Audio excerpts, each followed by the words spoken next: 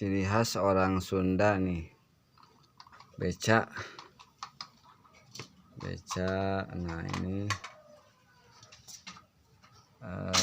yang sudah jadi cuman masih mentahan, belum dikukus, belum digoreng. Nah, pembuatan beca sendiri terbuat dari singkong bolok. Nah, dan ini caranya. Oke, ditaruh di atas tutup ataupun apa saja lah, yang penting bisa di itu.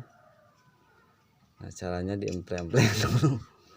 Diemple-emple supaya lebih rata dan tipis. Nah, biar gak terlalu tebal. Nah, ini caranya.